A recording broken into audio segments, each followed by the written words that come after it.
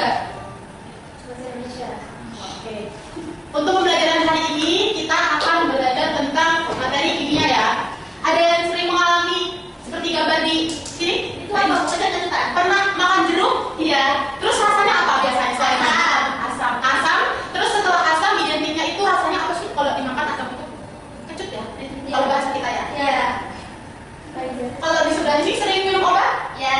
Nah, kebanyakan rasa obat itu rasanya di mana? Pahit. Pahit. Nah, kira-kira materi kita hari ini yaitu konsep asam dan basa. Nah, menurut teman-teman, yang mana asam, yang mana basa? Ada yang tahu nggak?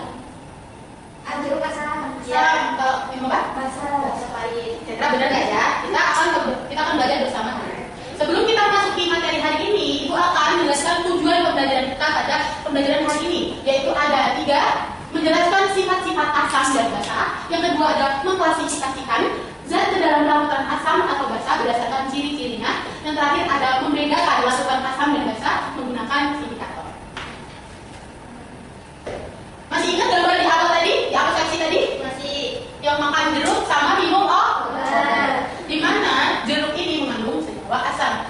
Setelah itu dia juga mengandung ion H+. Di mana H+ biasanya rasanya asam. Sedangkan obat ini termasuk senyawa basa dan mengandung ion oktamin. Biasanya kalau ion oktamin ada yang tahu rasanya gimana? Pahit. Ya. Jadi yang disampaikan oleh Mbak Rani tadi benar. Kalau si jeruk ini termasuk asam, kalau obat termasuk basa. Beri aplaus untuk Mbak Rani. Nih, selanjutnya kita belajar tentang sifat asam dan basa. Kalau asam tadi kan jeruk ya, bersifat korosif dan merusak logam. Gambarnya seperti ini. Sedangkan kalau yang basa itu bersifat kaustik atau merusak jaringan. Gambarnya seperti ini ya, gatal-gatal. Sering gatal-gatal nggak? Biasanya kalau di pesantren itu biasanya air ya, tanah air, nah itu sering mengalami seperti ini. Atau sifatnya kaustik, kayak gambar jaringan gatal-gatal.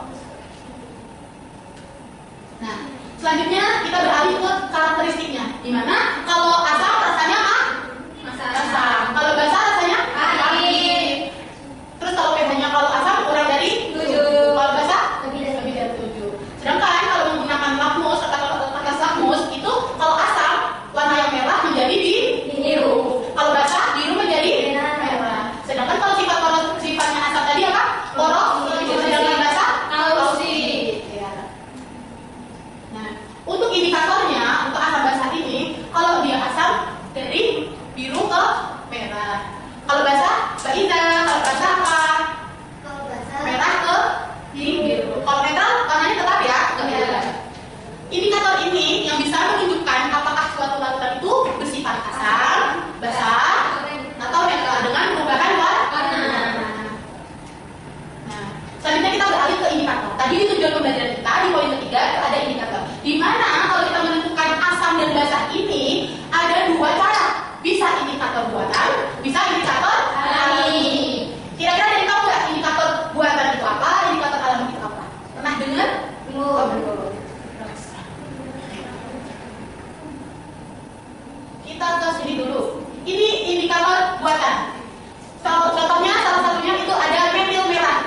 Indikatornya kita memakai metil merah. Perubahan warnanya dia dari asamnya merah, basanya kuning dengan hasil pH-nya itu 4,4 sampai 6,2. Nah, ini ada beberapa contoh ya yang dipakai indikator buatan untuk menentukan asam dan basa. Sedangkan kalau indikator alami ada yang tahu? Indikator alami ayo apa? Contohnya kunyit. Terus apa lagi? Warna agar. Terus warna batu. kubis ungu. Nah, ini ya. Jika bunga mawar contohnya indikator alaminya ya. Kalau dia warnanya merah, sedangkan waktu dia ketika ditetesi asam, dia tetap warna merah muda ya. Oke. Dan basanya dia mengalami perubahan warna menjadi warna hijau, gitu ya. Jadi untuk menentukan asam dan basa itu bisa melalui 2 indikator, indikator buatan dan indikator alami. Gitu. Nah, selanjutnya kita masuk ke larutan asam. Coba Mbak Eko dibaca. Larutan asam oksida merupakan senyawa yang terbentuk antara unsur tertentu dengan oksigen. Oksida asam adalah oksida yang berasal dari unsur non-logam dengan oksigen. Seperti CO2, B2, dengan CO2. Terima kasih Mbak Eko. Jadi contoh dari larutan asam ini salah satunya ada CO2, SO2, B2.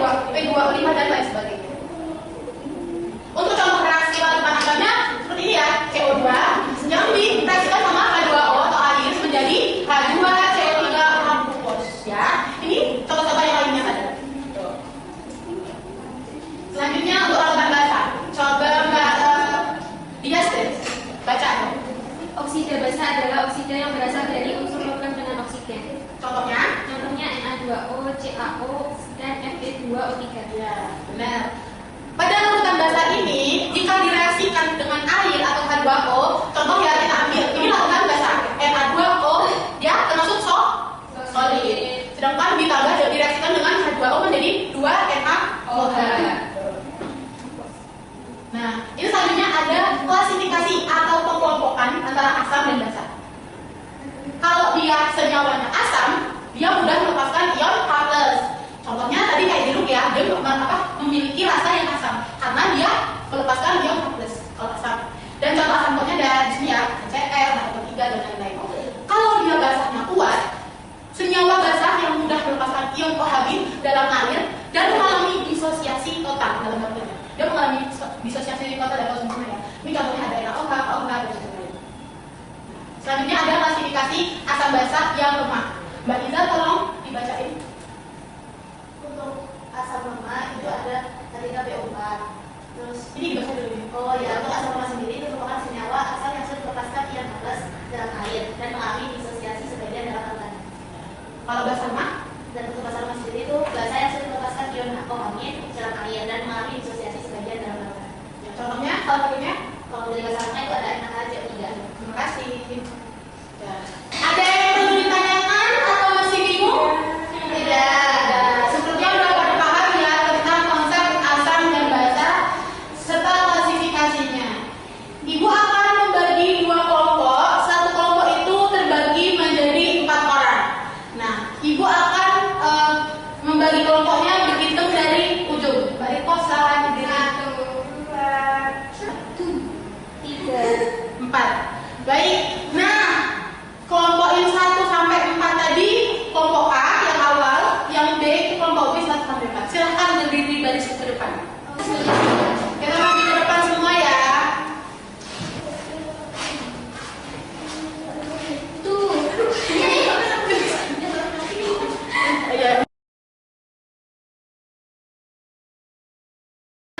Jadi, clue-nya atau perintahnya, ibu akan memberikan pertanyaan dengan durasi 10 detik. Untuk nomor 1 yang maju pertama ini harus menjawab pertanyaan dari ibu. Semisal pertanyaannya itu salah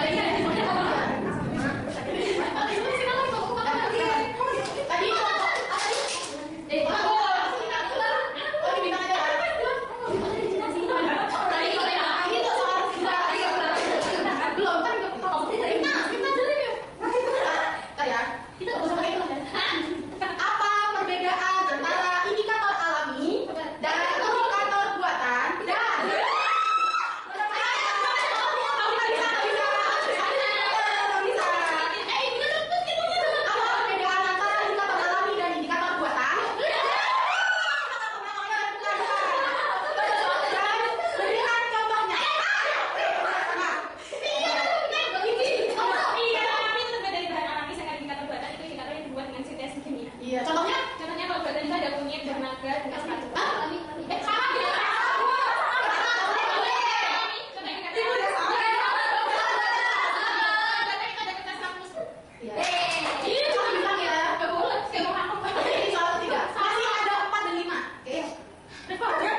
Sebutkan 2 sifat carutan asam dan basa. Kalau yang sifatnya asam itu pH-nya di bawah 7, kalau basa di atas 7. Lalu sifat yang kedua, kalau asam itu bersifat korosif, kalau misalnya basa itu bersifat kausatif. Kausatif. Ya. Wah, aduh ini ngomong gini banyak. Ada lagi sih. Satu lagi ya. Benar enggak?